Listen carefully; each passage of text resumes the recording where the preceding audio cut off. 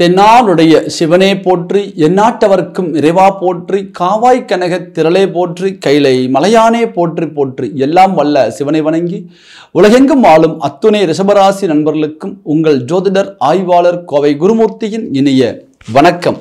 ரிஷபராசி நண்பர்களே, ஜோதிடம் சார்ந்த பல சித்தாந்தங்களை தொடர்ந்து பதிவிட்டு வருகின்றோம். அந்த அடிப்படையில் இன்றைய தினம் நாம் காணக்கூடிய தலைப்பு, ரிஷபராசி நண்பர்களுக்கு அஷ்டமாதிபதி என்று சொல்லக்கூடியவர், லாபஸ்தானாதிபதி என்று சொல்லக்கூடியவர் குரு பகவான். இந்த குரு பகவான் தனது ராசிக்கு 2ஆம் பாவகம் என்று சொல்லக்கூடிய தனஸ்தானத்திலிருந்து 3ஆம் பாவகம் என்று சொல்லக்கூடிய தைரியஸ்தானத்திற்கு அதிசார முறையில் பயிற்சி அடைகின்றார். இது ஒரு அற்புதமான ஒரு கால அமைப்பு ரிஷபராசி நண்பர்களுக்கு. இந்த அதிசார பயிற்சி அடையக்கூடிய குரு பகவான் உங்களுடைய வாழ்க்கையில எது போன்ற ஒரு மாற்றங்களை கொடுக்க போகின்றார், உங்களுக்கு கிடைக்கக்கூடிய முன்னேற்றங்கள் என்ன அப்படிங்கிறத இந்த பதிவுல எளிமையா துல்லியமா நம்ம பார்க்க போறோம். நம்ம சேனலை முதல் முறையா பார்க்குறவங்க நீங்களா இருந்தா சப்ஸ்கிரைப் பண்ணிக்கோங்க, பெல் பட்டன் கிளிக் பண்ணி ஆல் ஆப்ஷன் கொடுத்துக்கோங்க. என்னுடைய காணொளிகள் உங்களுக்கு உடனுக்குடனே வந்து அடையும். ரிஷபராசி நண்பர்களே, காலச்சக்கரத்தில் 2ஆம் பாவகம்தான் உங்களுடைய ராசி. 2ஆம் பாவகம் என்பது தனஸ்தானம் என்று சொல்கின்றோம். இயற்கையில் பணம், காசு, பேரு, புகழ், கௌரவம், அந்தஸ்து, மதிப்பு, மரியாதை இது அத்தனைக்கும் உரித்தானவர்கள் ரிஷபராசி நண்பர்கள். ஆண்களாக இருந்தாலும் பெண்களாக இருந்தாலும் விடாமுயற்சியும் தைரியமும் தன்னம்பிக்கையும் அதிகமா இருக்கும் உங்ககிட்ட. ஆனா கடந்த காலகட்டங்களில் உங்களுடைய வாழ்க்கையில மிகப்பெரிய ஒரு போராட்டம், மிகப்பெரிய ஒரு ஏமாற்றம், மிகப்பெரிய ஒரு நம்பிக்கை துரோகம், குடும்ப ரீதியான சிக்கல்கள், அதே போல தொழில் முறையில மிகப்பெரிய குழப்பம், மன ரீதியான மன உளைச்சல். ஜென்ம குருவால் ரிஷபராசிக்கு அஷ்டமாதிபதி இல்லையா குரு பகவான், அவர் தனது ராசியில் இருந்த அந்த காலகட்டம் முதலே உங்களுக்கு ஒரு மிகப்பெரிய ஒரு மன உளைச்சல். உங்களை மாதிரி தெளிவா முடிவெடுக்கக்கூடியவங்க யாரும் இல்லை. ஆனா எப்படி இந்த தவறுகளை நான் செஞ்சேன், எப்படி இவர்களை போய் நான் நம்பினேன், எப்படி இந்த விஷயத்துல நான் கவனக்குறைவா இருந்துட்டேன், எப்படி இந்த விஷயத்தில் நான் தோத்துட்டேன், இப்படி மிகப்பெரிய கேள்விக்குறிகள் நிறைய உண்டு உங்க வாழ்க்கையில. இந்த காலகட்டத்திலையும் ஒரு புரியாத ஒரு புதிரோட வாழ்றீங்க அப்படின்னா 100% அந்த வார்த்தைக்கு மிகையாகாது. ஏன்னா புத்திசாலியா இருந்து முட்டாளா மாறணும், நம்ம இவ்வளவு கவனமா இருந்து இப்படி ஏமாந்துட்டுமே இப்படிங்கக்கூடிய ஒரு மன உளைச்சல் நிறைய பேருடைய வாழ்க்கையில இந்த நேரத்துல இருக்கு. காரணம், கிரக அமைப்புகள் சாதகமான முறையில் இல்லை. ஆனால் இந்த காலகட்டம் பாருங்க, தனது ராசிக்கு 8ஆம் அதிபதியாக வரக்கூடிய குரு பகவான் 3ஆம் பாவகத்தில் மறைகிறார். குரு பகவான் மறைவது என்பது மிகப்பெரிய ஒரு பலம் ரிஷபராசி நண்பர்களுக்கு. இந்த கால அமைப்பு பாருங்க, 2025 அக்டோபர் மாதம் 18ஆம் தேதி முதல் டிசம்பர் மாதம் 5ஆம் தேதி வரை, சரியாக துல்லியமாக சொல்லணும்னா 48 நாட்கள். இந்த 48 நாட்கள் உங்களுடைய வாழ்க்கையில என்ன சாதிக்கணும் நீங்க நினைச்சீங்களோ, எதுவா நம்ம மாறணும்னு நினைச்சீங்களோ, நம்ம திறமைக்கு எப்போ ஒரு அங்கீகாரம் கிடைக்கும் நினைச்சீங்களோ, அது எல்லாமே இந்த காலகட்டத்தில் உங்களுக்கு கிடைக்க போகுது. ஒரு அற்புதமான ஒரு கால அமைப்பு இந்த 48 நாள். இந்த 48 நாள் உங்க வாழ்க்கையில நீங்க சந்தித்து இருக்கக்கூடிய அத்துணை பிரச்சனைகளுக்கும் ஒரு முற்றுப்புள்ளி வைக்கக்கூடிய ஒரு கால அமைப்பா இருக்கும். ஸோ இது ரிஷபராசி நண்பர்கள் எது போல பயன்படுத்தணும், எந்தெந்த விஷயங்களுக்கு இந்த குரு பயிற்சி சாதகமா இருக்கும் அப்படிங்கிறது இந்த காணொலியில முழுமையா பார்க்கலாம். காணொலியை ஸ்கிப் பண்ணாம பாருங்க. ரிஷபராசி நண்பர்களே, தான் கெட்டாலும் மற்றவர்கள் கெடக்கூடாது. தன்னுடைய குடும்பத்திற்காக வாழக்கூடியவங்க, தன்னுடைய உறவுகளுக்காக வாழக்கூடியவங்க, தன்னை சார்ந்தவர்களுக்காக வாழக்கூடியவங்க. உங்க மேல ஒருத்தர் நம்பிக்கை வச்சுட்டா உயிரே போற சூழ்நிலை இருந்தாலும் அந்த நம்பிக்கைக்கு துரோகம் செய்ய மாட்டீர்கள். ஆனால் கடந்த காலகட்டங்கள்ல நிறைய நம்பிக்கை துரோகங்கள் நீங்க பார்த்துட்டீங்க. சொந்த குடும்பத்துக்குள்ளேயே ஒரு சில குழப்பங்கள், நம்பிக்கை துரோகங்கள். கணவன் மேல ஒரு நல்ல ஒரு மரியாதை இருந்த உங்களுக்கு அவர்கிட்ட இருந்து கிடைச்ச துரோகம். அதே போல ஆண்களுக்கு பாருங்க, மனைவி மேல இருந்த அந்த நம்பிக்கைக்கு அவங்க கிட்ட இருந்து கிடைச்ச ஒரு துரோகம். ஸோ ஏதோ ஒரு இடத்துல ஒரு சின்ன பொய்யா கூட இருக்கலாம், பெரிய லெவல்ல துரோகம் இல்லை, ஒரு சின்ன விஷயத்தை மறைச்சா கூட உங்களால தாங்கிக்க முடியாது. நீங்க எப்படி மற்றவங்களுக்கு உண்மையா இருக்கணும்னு நினைக்கிறீங்களோ, தன்னுடைய குடும்பத்துல நம்ம உண்மையா இருக்கணும்னு நினைக்கிறீங்களோ, அந்த உண்மையை நீங்க எதிர்பார்ப்பீங்க.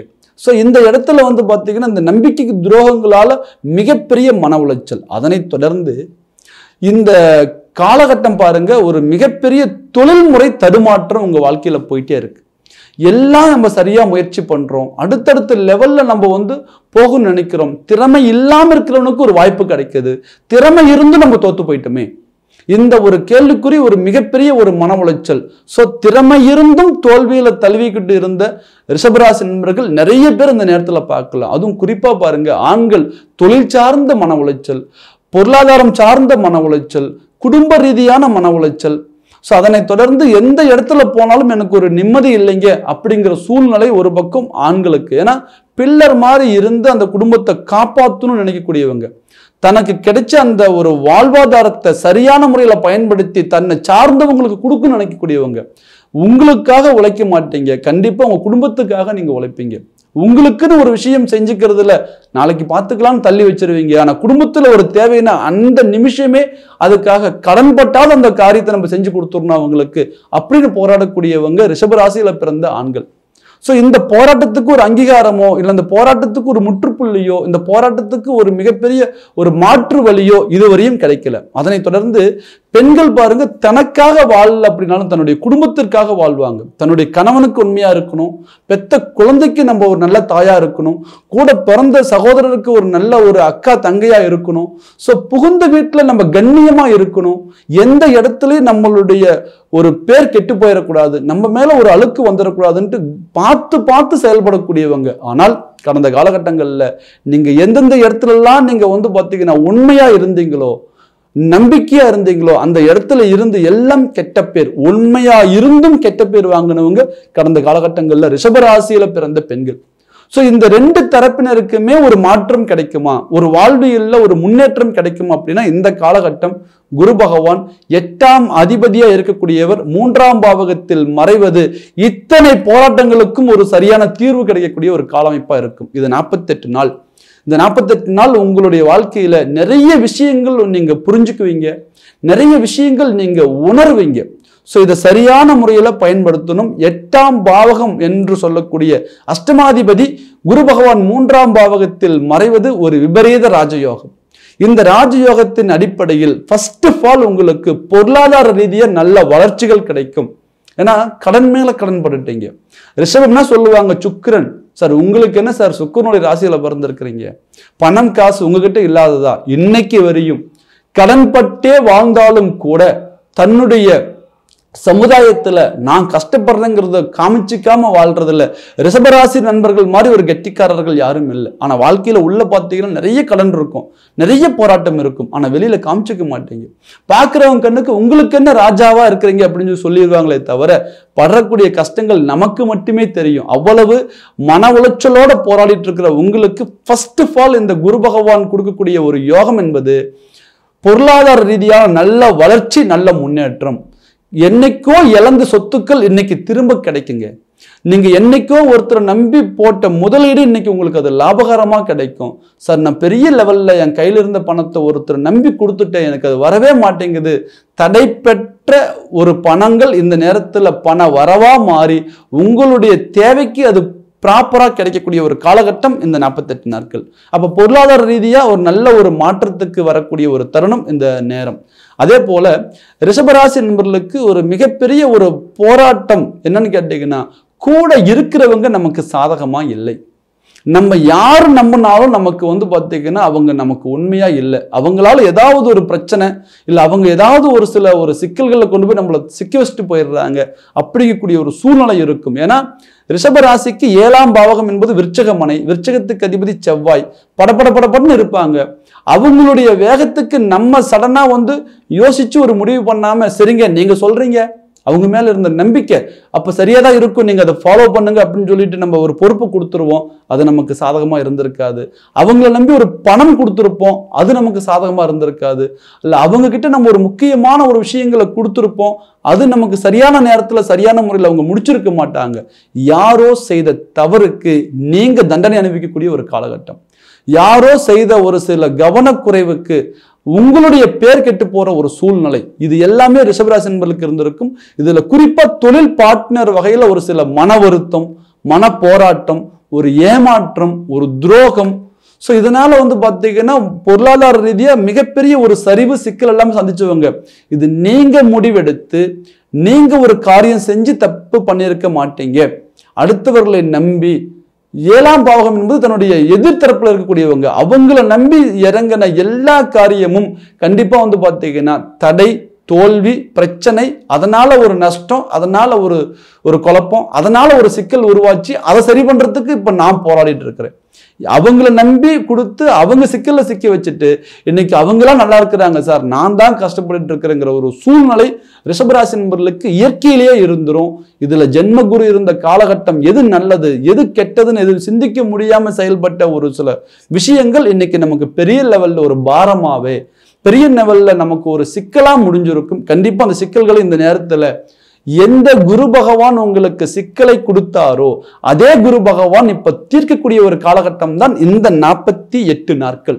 குரு பகவான் 3ஆம் பாவகத்தில் உச்சம் பெற்று அவரது 5ஆம் பார்வையாக உங்களுடைய ராசிக்கு 7ஆம் பாவகத்தை பார்க்கின்றார். அப்ப முதல்ல இந்த இடத்துல நம்ம பார்க்க வேண்டியது தொழில் பார்ட்னர் அல்லது நண்பர்கள் அல்லது உறவுகளால வந்த சிக்கல்கள் சரியாகும். இவர்களை நம்பி போட்ட ஒரு பொருளாதாரமோ அல்லது ஒரு பணமோ நமக்கு ரிட்டர்ன்ல இப்ப கிடைக்கக்கூடிய ஒரு தருணமா இருக்கும். ஸோ ஏமாத்திட்டே போயிடுவாங்க நம்ம நினைச்சிருப்போம். கண்டிப்பா இந்த நேரத்தில் அவங்க கிட்ட இருந்து அழகா ரெக்கவரி பண்ணி கொடுக்கக்கூடிய ஒரு சூழ்நிலை. இந்த நேரத்தில் அதை சார்ந்து ஒரு முயற்சி எடுங்க. புதிய பார்ட்னர்கள் இந்த நேரத்தில் அமைக்கக்கூடிய ஒரு வாய்ப்புகள் வந்து கிடைக்கும். இந்த நேரத்தில் கவனமான முறையில் செயல்பட்டு அந்த பார்ட்னர் சூஸ் பண்ணுங்க. உங்க லைஃப் அடுத்த லெவலுக்கு ஒரு அப்டேட் வரும். கொடுத்த எந்தெந்த இடத்துலலாம் பணம் நம்ம கொடுத்து வச்சிருக்கிறோமோ, எந்தெந்த இடத்துல லாக் ஆயிடுச்சுன்னு நினைச்சோமோ அந்த இடத்துக்கு இப்போ கொஞ்சம் ப்ரெஷர் கொடுங்க. உங்க பணம் மறுபடியும் ரிட்டர்ன்ல வரதுக்கான வாய்ப்புகள் உண்டு. அதனை தொடர்ந்து குரு பகவான் ரிஷபராசிக்கு கொடுக்கக்கூடிய ஒரு அற்புதமான ஒரு பலன் திருமண தடை விலக்கல். இதுவரையும் பாருங்க, ரிஷபராசியில பிறந்தவங்க எல்லாருக்கும் கல்யாணம் பண்ணி வைக்கக்கூடியதே சுக்கிர பகவான் தான். ஆனா தனக்கு ஒரு மாங்கல்யத்தை கொடுத்திருப்பாரா, தனக்கு ஒரு வாழ்க்கை துணையை கொடுத்திருப்பாரான்னு பார்த்தீங்கன்னா கண்டிப்பா இல்லை. கடந்த ஒரு 3-4 வருட காலகட்டமாகவே தொடர் முயற்சி எடுத்தும் கூட திருமணம் தடையா நிக்குதுன்னு அது ரிஷபராசிக்கு சொல்லலாம். எவ்வளவு முயற்சி எடுத்தாலும் கூட திருமணம் இங்க சரியான முறையில் அமையல. ஒண்ணு நமக்கு வரன் நமக்கு பிடிக்கல, அல்லது வரன் பிடிச்சா இங்க பொருத்தம் இல்லை. அப்படிங்கக்கூடிய ஆண் பெண் இருபாலருக்குமே திருமண தடை அப்படிங்கிறது இந்த நேரத்துல இருக்கும். ஸோ அந்த திருமண தடைகள் இந்த நேரத்துல சரியான முறையில தீர்வுக்கு வரக்கூடிய ஒரு பலம் உண்டு. 7ஆம் பாவகத்தை கோச்சார முறையில் குரு பகவான் பார்ப்பது என்பது மாலை யோகம் உங்களுக்கு கிடைச்சதா அர்த்தம். ஸோ இது ஜோதிட கணிதத்துல திருமண காலம் எப்போ நம்ம கேட்கிறோம், அந்த குரு பகவான் கோச்சாரப்படி 7ஆம் பாவகத்தை பார்க்கும் பொழுதுதான் அவங்களுக்கு குரு பலம். ஸோ இப்போ இந்த நேரத்தில் ரிஷபராசி நண்பர்களுக்கு ஒரு அற்புதமான குரு பலம். திருமணம் சார்ந்து ஒரு முயற்சி எடுங்க, கண்டிப்பா அது சிறப்பான முறையில் அமையும். சார் ஆல்ரெடி திருமணம் முடிஞ்சது, ஆனா போராட்டம் பாருங்க. சுக்கிரன் நீங்க 7ஆம் பாவகம் என்பது செவ்வாய். அப்போ உங்களுக்கு ஆணா இருந்தாலும் சரி பெண்ணாக இருந்தாலும் சரி தன்னுடைய அந்த எதிர்த்தரப்புல இருக்கக்கூடிய வாழ்க்கை துணை தனக்கு புரிதலாவே இருக்கிறது இல்லை. 80% நமக்கு பிரச்சனை எங்கேயுமே இல்லை சார், குடும்பத்துல தான் இருக்குது அப்படிங்கக்கூடிய ஒரு சூழ்நிலை. தன்னுடைய மனைவி அல்லது தன்னுடைய கணவன், ஆணா இருந்தால் மனைவி, பெண்ணா இருந்தால் கணவன். ஸோ இந்த தரப்புல பாருங்க, நீங்க என்ன சொல்றீங்களோ அதுக்கு எதிர்த்தரப்பு தான் வாதம், பிடிவாதம். சார் நான் சொல்றது கொஞ்சம் கேளுங்க, நம்ம சொல்லுவோம், நீங்க சொல்லியிருப்பீங்க இந்த இடத்துல கொஞ்சம் கவனமா இருக்கணுங்க, உனக்கு என்ன தெரியும், நான் பார்த்துக்கிறேன் எல்லாமே, இப்படி நான் பார்த்துக்கிறேன்னு செஞ்சு எந்த விஷயமும் இங்க முறையா நடந்த மாதிரியும் இல்லை, ஒரு முன்னேற்றம் கிடைச்ச மாதிரியும் இல்லை. எல்லாமே டோட்டலா ஃபிளாப் ஆயிருக்குது. நமக்கு பின்னால கல்யாணம் பண்ணவங்க, நமக்கு பின்னால ஒரு வாழ்க்கையை சூஸ் பண்ணி வந்தவங்க எல்லாம் இன்னைக்கு மிகப்பெரிய லெவல்ல வளர்ந்துட்டு இருக்கிறாங்க. எல்லாருக்கும் முன்னாடி இன்னைக்கு மாங்கல்யம் பண்ணி ஓஹோன்னு பொழைச்சிட்டு இருந்து இன்னைக்கு டோட்டலாவே ஃபிளாப் ஆகி நிக்கிறோம் அப்படின்னா அந்த கேள்விக்கு ஒரு பதிலே இல்லை. ஸோ கிட்டத்தட்ட வந்து பார்த்தீங்கன்னா அந்த குடும்ப ரீதியான ஒரு எதிர்வாதம், பிடிவாதம், முன்கோபம், படபடப்பு, வேகம், சட்டு முடிவெடுப்பாங்க. ரிஷபராசியில பிறந்தவங்களுடைய வாழ்க்கை துணைவு எப்படி இருக்கும்னா சடன்லி முடிவெடுக்கக்கூடியவங்க, சடனா கோவப்படக்கூடியவங்க, சடனா தன்னுடைய ஒரு வார்த்தைகளை வெளியில விடக்கூடியவங்க, பட்டுன்னு வார்த்தையில வெளியே விட்டுருவாங்க. நீங்க பாருங்க, அடிச்சுட்டா கூட ஒரு அடி வாங்கிட்டு போயிடுவீங்க. ஆனால் அவங்க வாயிலிருந்து வரக்கூடிய வார்த்தைகளை நீங்க பெருசா மதிப்பீங்க. அந்த உண்மையான வார்த்தைகள் இருக்கணும், அந்த உண்மையான அன்பு இருக்கணும்னு நினைப்பீங்க. ஆனா அவங்க வாயிலிருந்து வர வார்த்தைகள் எல்லாம் விஷ முள் கொத்துற மாதிரி. அந்த ஒரு வார்த்தைகளை கேட்கறதுக்கு பதிலாக அந்த வாழ்க்கையை வேண்டான்ட்டு கூட போயிடலாங்க அப்படிங்கக்கூடிய ஒரு சூழ்நிலையில நிறைய ரிஷபராசி நண்பர்கள் இந்த நேரத்தில் இருக்கிறீங்க. கண்டிப்பா உங்களுடைய வாழ்க்கை துணை அந்த பிரச்சனைகள் தீர்வுக்கு வரும். நிறைய பேர் விவாகரத்து வரையும் போய் கோர்ட்ல நின்று இருக்கிறவங்களா இருக்கிறீங்க. கண்டிப்பா இந்த நேரத்துல உங்களுக்கான வாழ்க்கையில் இருக்கக்கூடிய சிக்கல்கள், குடும்ப ரீதியான பிரச்சனைகள் தீரும். கணவன் மனைவி உறவு முறைகளுக்குள்ள ஒரு வாய்ப்பு கிடைக்கும், ஒரு ஒற்றுமை அமையும். ஸோ யாரோ ஒருத்தர் செய்த தவறுகளுக்காக கூட நீங்க இன்னைக்கு பிரிஞ்சு நிற்கிற சூழ்நிலைகள் இருந்திருக்கலாம். நிறைய பேர் பாருங்க வாழ்க்கையில பிரிஞ்சு இருக்கக்கூடிய ஒரு காலமைப்பு வரும் பொழுது அவங்களுக்குள்ள அவங்க பேசுறதுக்கான வாய்ப்பே கிடைக்கிறது இல்லை. அந்த பக்கம் ஒருத்தர் பேசுவாரு, இந்த பக்கம் ஒருத்தர் பேசுவார்.